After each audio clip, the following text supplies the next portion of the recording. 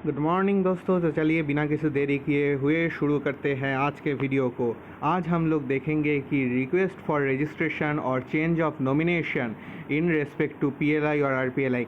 अगर आप पीएलआई मतलब पोस्टल लाइफ इंश्योरेंस और आरपीएलआई मतलब रूरल पोस्टल लाइफ इंश्योरेंस के उपभोक्ता है तो ये वीडियो सिर्फ और सिर्फ आपके लिए है।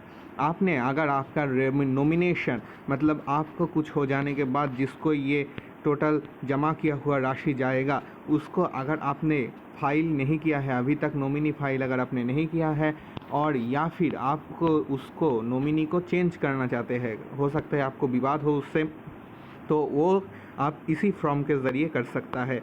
अगर आप चाहे तो फॉर्म मैं आपको डिस्क्रिप्शन में दे दूंगा, लेकिन पहले कमेंट कीजिएगा जिसको चाहिए, फिर मैं अपलोड कर दूंगा डिस्क्रिप्शन में।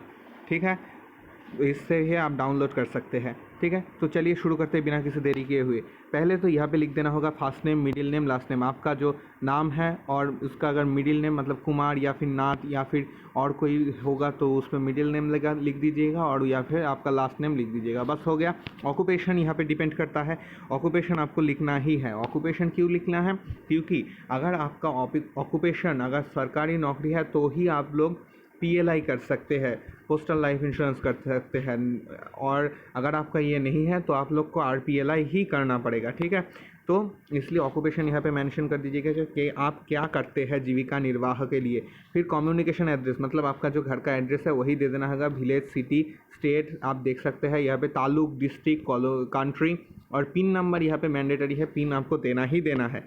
ठीक है, ख़त्म हो गया। अब उसके बाद क्या है? पार्टिकुलर्स ऑफ पॉलिसी मतलब यहाँ पे आपको क्या है, यहाँ पे आपको पॉलिसी नंबर दे देना है, पॉलिसी के टाइप दे देना है, मतलब पॉलिसी में जो कुछ भी मेंशन किया हुआ है वो आपको दे देना है।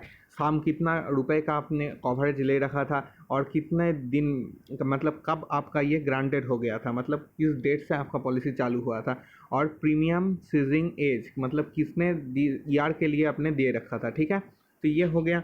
अब ये होने के बाद क्या है? State particulars of nominees. अब यहाँ पे आपको नॉमिनी का जो पार्टिकुलर्स है मतलब नॉमिनी का जो डिटेल्स है वो देना है। अगर आपने सिंगल नॉमिनी रखा है तो ये फिलअप करेंगे। अगर आपने डबल नॉमिनी रखा है मतलब 50% करके रखा है तो आप सिर्फ ये नहीं फिलअप करेंगे, आप ये 2 फिलअप करेंगे। और अगर आपने तीनों लोगों में बांटा है नॉमिनी के लिए तो ये 3 आपको फिलअप करना होगा। ठीक है, तो पहले हम लोग एक देख लेंगे और सेम आपको दूसरे वाले में करना होगा। हम सोलो नॉमिनी देख लेते हैं।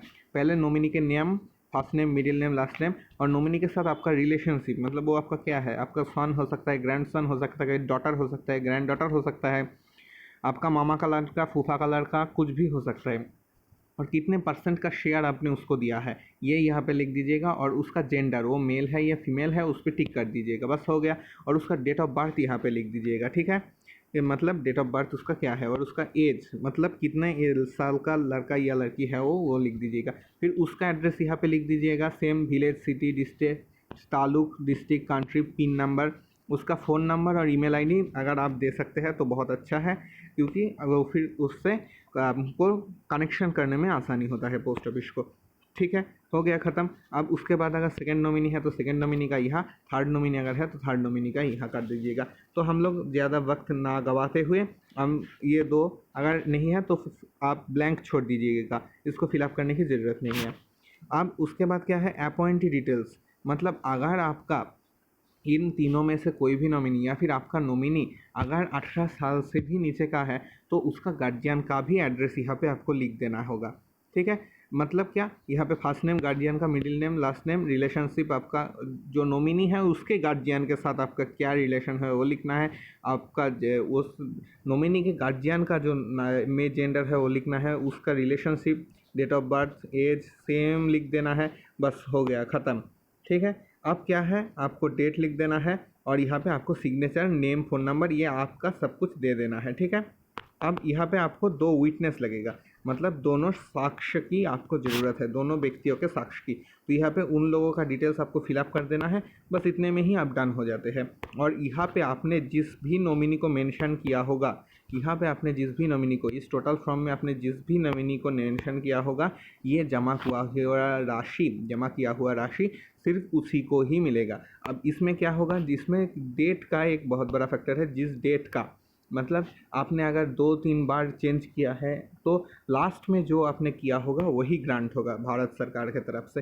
ठीक है दोस्तों, तो बाय बाय, आज के लिए इतना ही। आप लोग लाइक शेयर सब्सक्राइब कर दीजिएगा और हमारे को सपोर्ट करते रहिएगा। ओके दोस्तों, गुड बाय।